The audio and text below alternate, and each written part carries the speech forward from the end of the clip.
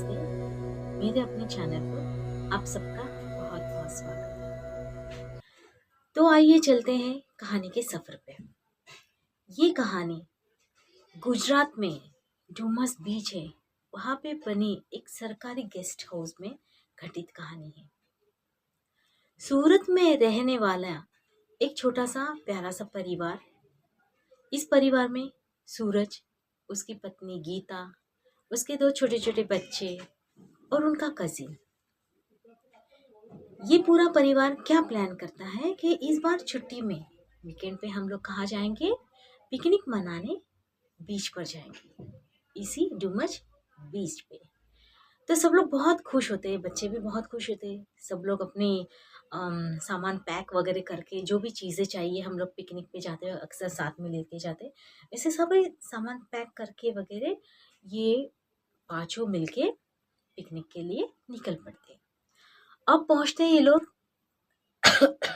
Sorry अब ये लोग पहुंचते हैं बीच पे। पूरा दिन अच्छे से स्पेंड करते हैं, खाते पीते, मौज मस्ती बच्चे बहुत खूब करते हैं। और ये सब करते करते अब हो जाती है शाम। मोस्टली लोग शाम के वक्त बीच पे रहना भी पसंद करते हैं, यानी बीच पे बने गेस्ट हाउस में रहना पसंद करते हैं। उसी तरह से ये लोग भी प्लान करते हैं कि हम लोग बीच पर किसी अच्छे से गेस्ट हाउस में आज की रात बिताएंगे। तो बाद में फिर उसी बीच के यहाँ पे पास में जो सरकारी एक गेस्ट हाउस बना हुआ है, वहाँ पे ये लोग जाते हैं। जाने के बाद वहाँ पे अच्छे से इंक्वायरी करते, पूछते, रूम बुक करते हैं, रजिस्टर में नाम दर्ज होता है, चाबी मिलती है। तो वहाँ पे जो केयर टेकर होता है, वो केयर टेकर इनको इनका रूम दिखाने के लिए ले जाता है। ले जाते वक्त केयर टेकर उनसे कहता है, सूरज से, कि भाई रात के समय आप में से कोई भी समंदर के पास ना जाए, बीच पे ना जाए। और यदि कोई रात के समय में आपको समंदर की यहाँ से आवाज देता हो, तो आप पलट के उन्हें जवाब ना दे या किसी भी तरह का कोई आवाज ना दे। तो ये लोग थोड़ा सा ये होते हैं कि अलग जगह है, इस जगह पे भला कोई क्यों आवाज देगा ना किसको। तो ये लोग सुनते थोड़ा अजीब लगता है कि यहाँ पे केयर टेकर कह रहा है तो कोई आवाज देगा तो आप पलट के आवाज मत दो, समंदर के पास ना, ये तो ठीक है, समंदर के पास रात में नहीं जाना चाहिए, लेकिन कोई आवाज देगा करके तो बाद में फिर इन्हें थोड़ा कुछ अलग लगता है। फिर होता है ना, इग्नोर कर देते हैं। वैसे ही ये लोग भी, ये भी पूरी फैमिली केयर टेकर की इस बात पे इग्नोर करते हैं। खाते पीते बाद में फिर आराम करने के लिए सब अपने अपने बेड पे लेट जाते हैं। होता ये है कि ठीक रात के तकरीबन 11:45 बजे समंदर के बीच के यहाँ से किसी औरत के खिलखिला के हंसने की आवाज आती है। तो इन पांचों में से उस आवाज से अमन जाग जाता है। बाकी के सब गहरी नींद में सोए रहते हैं। अमन जागता है और अमन सुनता है कि खिड़की से आवाज आ रही है कि समंदर के यहाँ से कोई बाहर से कोई औरत खिलखिला के हंस रही है।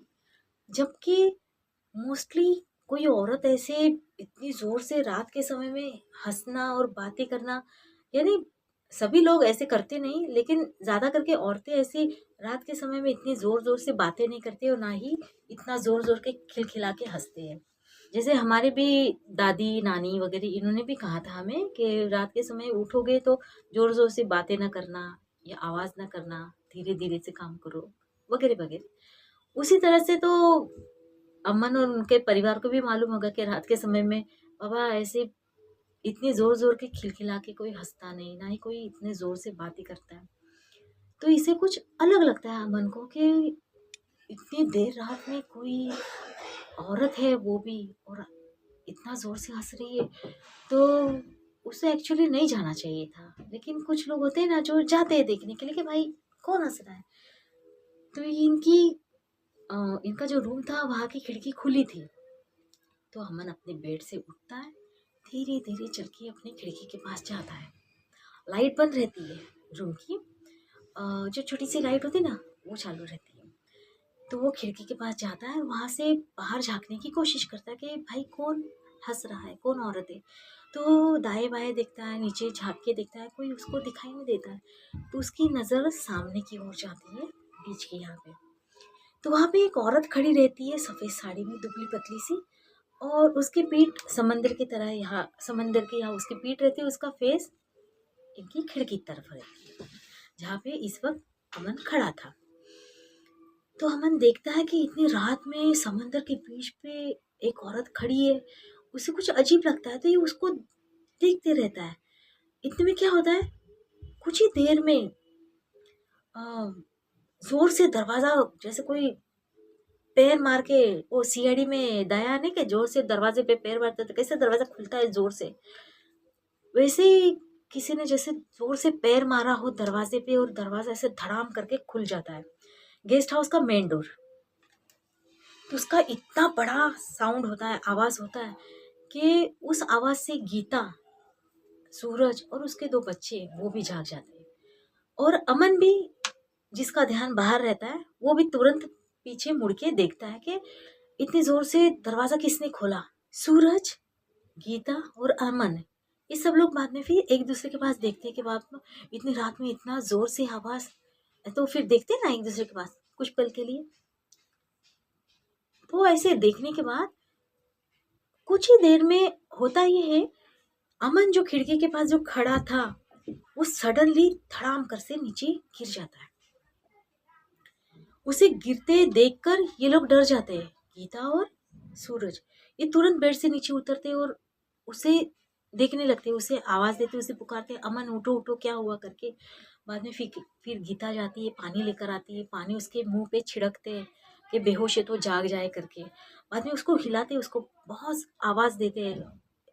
तो वो अमन है जो उसके अंदर कोई भी, यानी किसी भी तरह के वो हिलता वगैरह बोलते ना, हिलना या आवाज़ करना कुछ नहीं, जैसे स्टैचू की तरह पड़ा हुआ रहता है वो अमन। तो ये लोग काफ़ी डर जाते हैं। तो ये बहुत कोशिश करते हैं अमन को उठाने के लिए, लेकिन वो उठ ही नहीं पाता है। तो इतने में होता क्या है, जब वो उसके ऊपर पानी छिड़कते उसके चेहरे पे, उस वक़्त अपनी वो आँखें खोलता है। जब वो आँखें खोलता है, तो होता क्या है, ये लोग देखते हैं, तो वो जब आँखें खोलता है तो उसकी आँखें नॉर्मल नहीं रहती है। जैसे हमारी आँखें ब्लैक कलर के बॉल्स होते हैं, किसके ब्राउन होते हैं, तो आँखें जो नॉर्मल दिखती है ना, वैसे उसकी आँखें नहीं दिखती।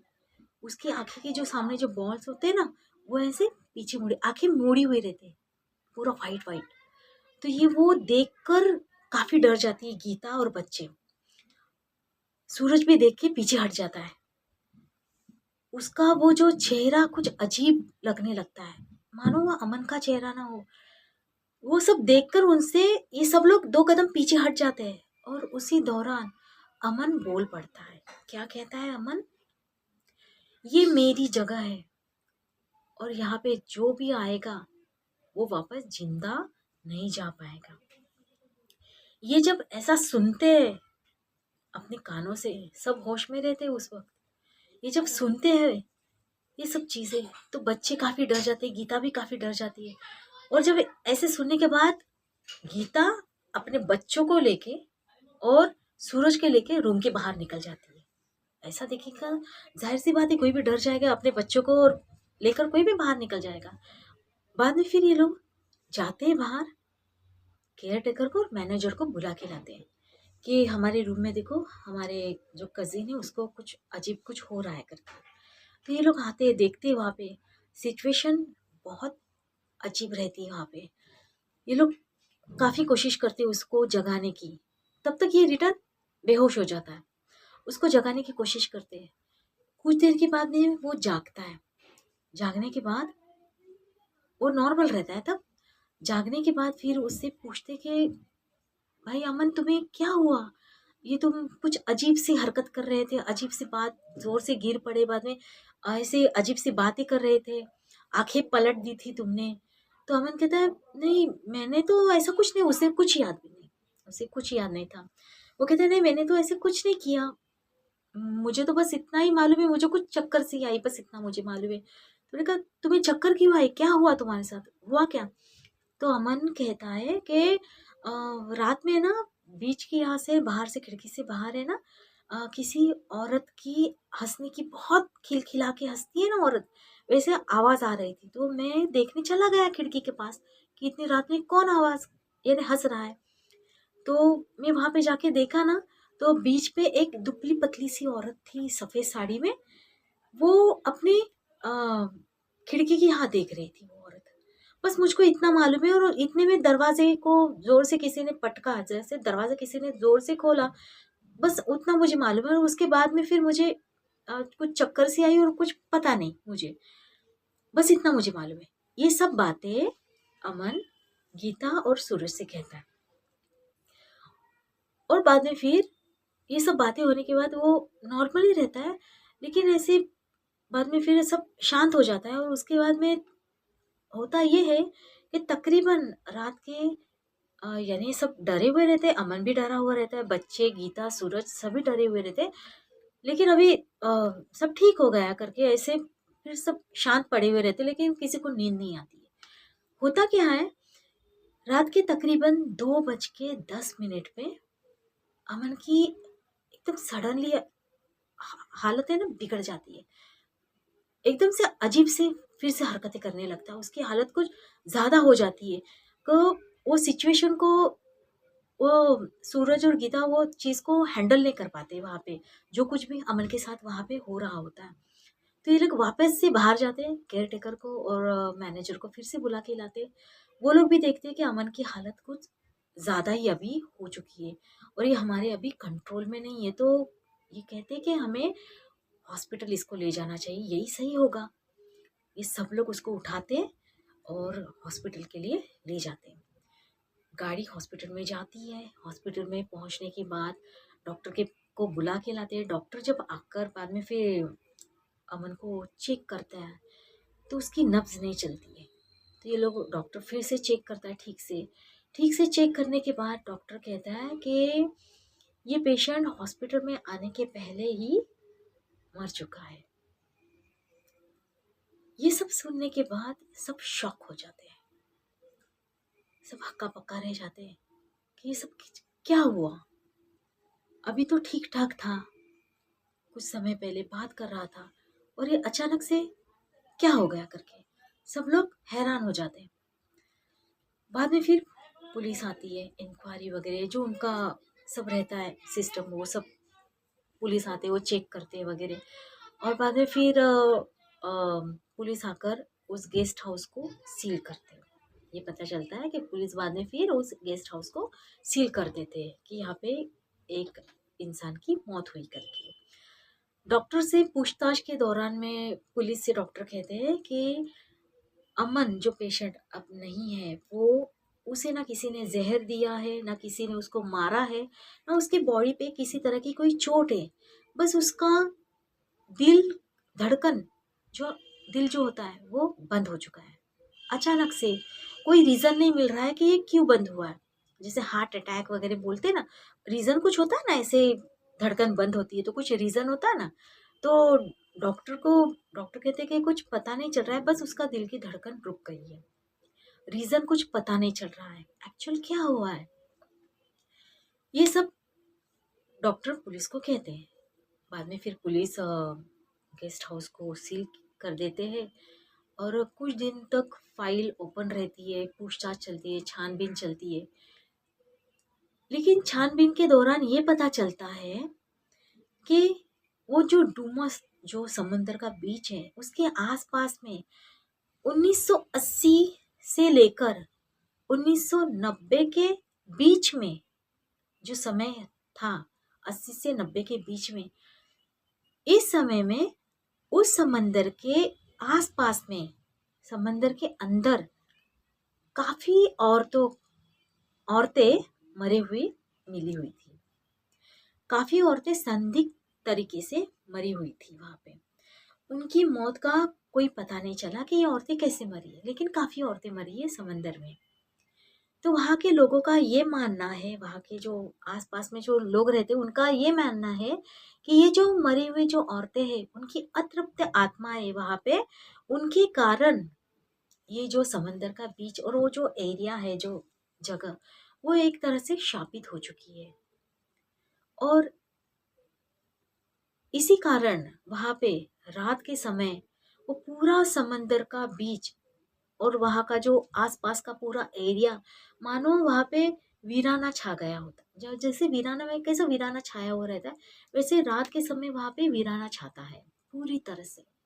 कोई भी नहीं रहता है, यहाँ तक कि वहाँ पे कोई बोलते ना, काला कुत्ता भी नहीं रहता है वहाँ पे। कोई जानवर नहीं, कोई पंछी नहीं, कुछ भी नहीं, किसी तरह का कोई हरकत नहीं रहती वहाँ पे।